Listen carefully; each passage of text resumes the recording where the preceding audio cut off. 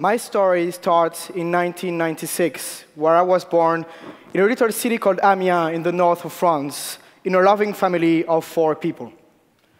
In 2009, everything changed. On October 9th of 2009, my mother died. She put an end to her suffering because she was very ill for the last 10 years.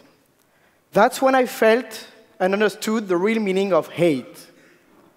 Hate was growing inside me each day even more after her death, making me think crazy things and making me say extremist things.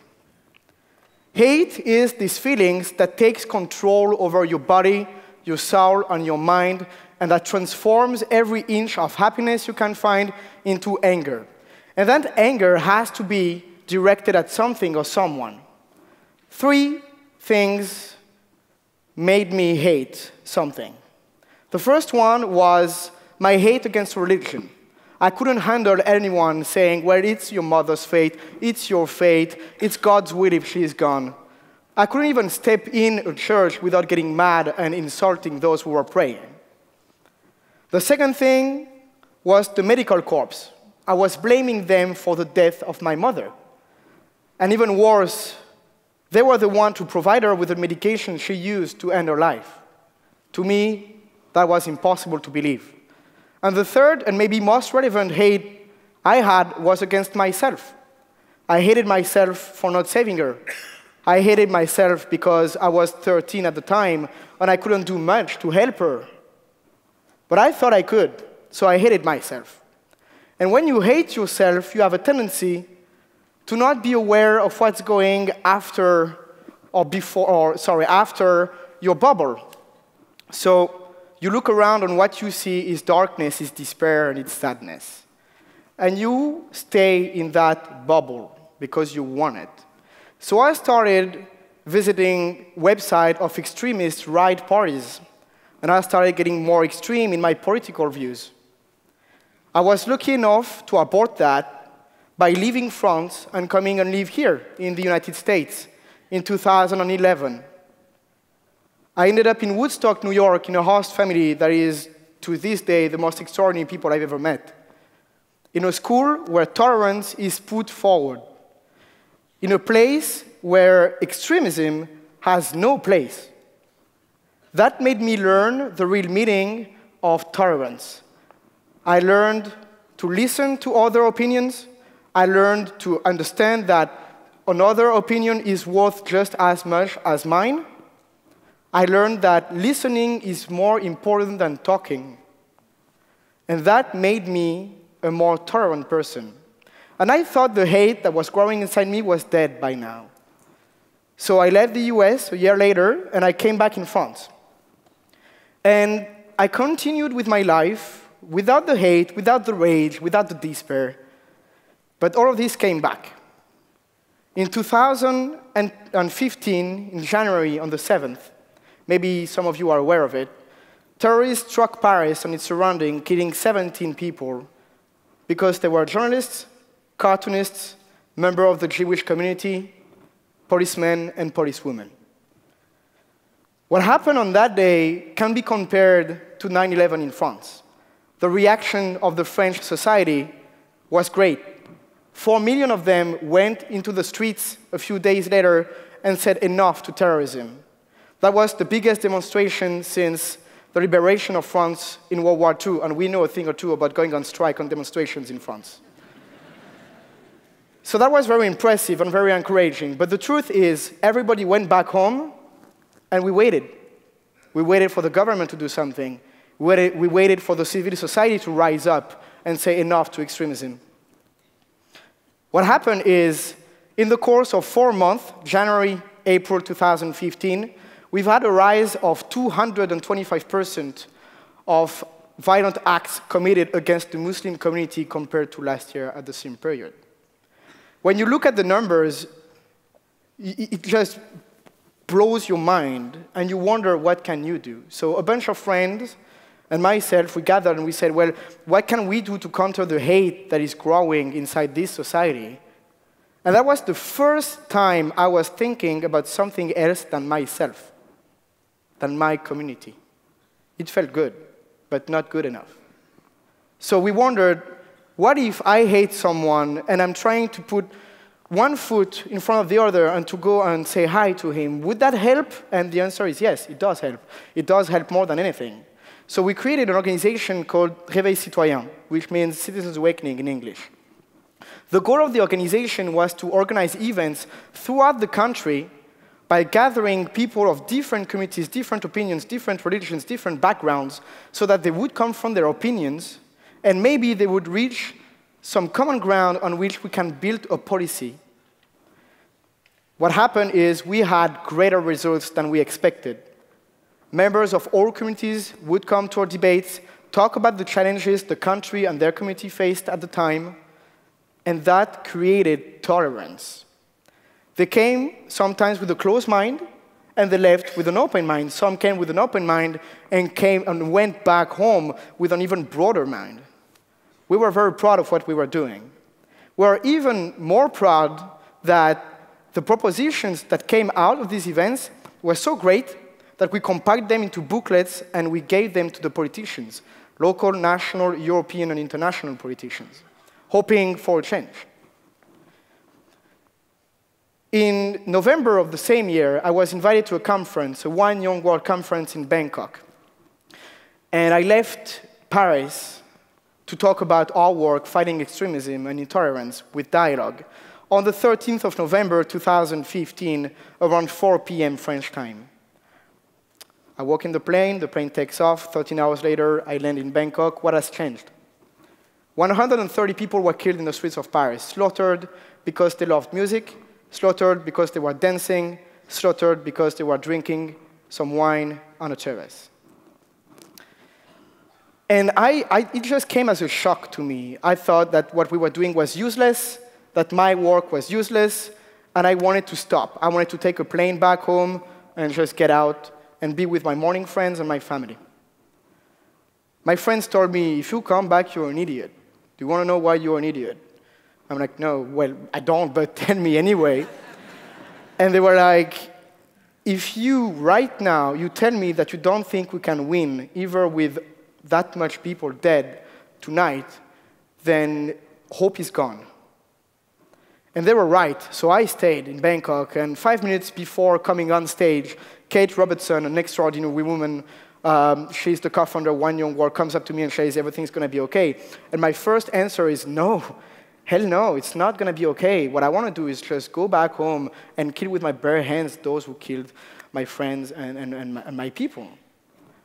And I met hundreds and hundreds of young leaders at that conference who told me, what you're thinking, I understand how much you must be touched. It's your country, it's your people, but what you're saying is just wrong.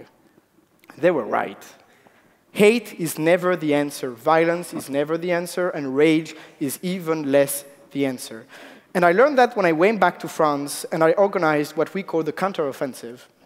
We created an NGO called Citizens Awakening, so the same name, but in English this time, that is now in 9 countries: Monaco, Kenya, India, France, the US, the UK, Canada, and more.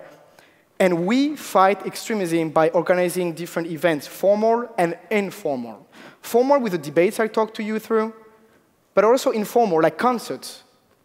Imagine a concert where the band that is playing is from a neighborhood that is victim of the recruiters of ISIS and Al-Qaeda. Come and play in a neighborhood where they don't know that. They don't know this issue. And so there is a mix-up.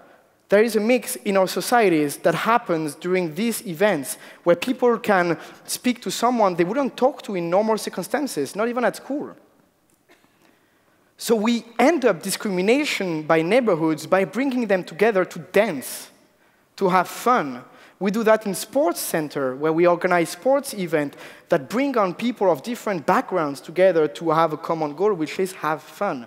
That helps having and constructing a powerful dialogue. And that dialogue makes you more tolerant. That dialogue prevents you from feeling the hate I felt in Bangkok and elsewhere. And after that, I thought, well, it's great, it's 9 countries, but we have over 200 countries in this world. And what about 191? What can we do? And that's where you come in play. Our organization is not looking forward to expand everywhere because we cannot do everything. Governments are not able to fight extremism because they don't use or don't have the right tools. The tools they use is counter-terrorism. It's completely different. Extremism is political and religious. So you have to develop the tools you need to fight against political extremism and religious extremism yourself. Because governments do not rely on community leaders to do that. They rely on the state, and the state is not always on the local level and not always understand what's going on in this neighborhood or this neighborhood. So we count on civil society to rise and say enough to extremism.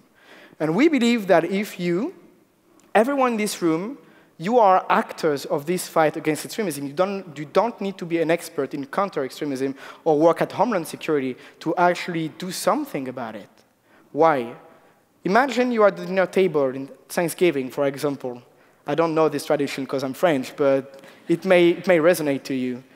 And you have this racist anchor or this xenophobic relative in your family that says something incredibly shocking to you, but that you just think, oh, it's family dinner, let's not get involved, let's let it slip away. That's wrong. I'm not saying start a fight, I'm saying the opposite. Start a dialogue. Well, uncle, why do you want to explain to me and walk me through why you think what you think? Tell me your history. Why do you hate this community? Why do you hate these people more than others? You have to understand why they think what they think, even if they don't want to know why you think what you think. You have to be smarter. The only way of doing that is confronting the truth on the force. So we know everything about fake news and alternative facts, but the thing you must do is be aware that you're not going to be listened to if someone is convinced of what he's saying. But you can listen. You can try and understand why he or she thinks what he thinks. And with that, you're going to develop yourself the tools you will need later to come back to that person and say, oh, have your opinions changed? Because mine maybe have slightly changed. And then you'll say, well, I understand why you think that, but let's be honest. The truth is here because the facts are here. Always be on the side of truth and facts. If you see on Facebook or on Twitter or on any other social media an article that just says something that is false, react, comment it. Don't let it pass, because it will contaminate someone. Someone will read it and will believe what it said because it's on Facebook or YouTube or it's like legitimate platforms. So you gotta act on that. You gotta do something. Because if you don't, you are as much responsible as those who are spreading extremism. You're just letting it slip away and giving up. And that brings me to the point where I urge you, each and every single one of you, to get out and meet people. Go and talk to people you wouldn't normally talk to. Go to communities where you don't belong. Go in communities where people will not understand you at the first hand why you're here. Talk to them. Try to understand why they think what they think. Talk to the Muslim community and ask them why is there so much anger towards the conservative side, and ask the conservative side the same thing for Muslims. You will get different answers, but that will help you build an opinion that you can use later to combat extremism, because you will have both a neutral but also a very serious opinion on the subject. And you will be able to see what's going on in your country in a different light. To conclude, it's very simple.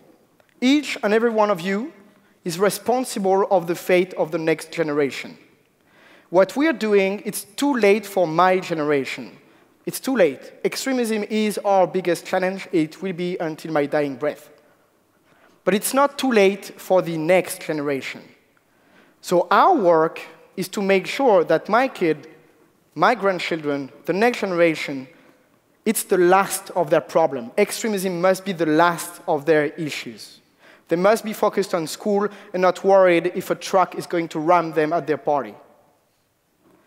So final words, you have to change the world because you have the power to do it.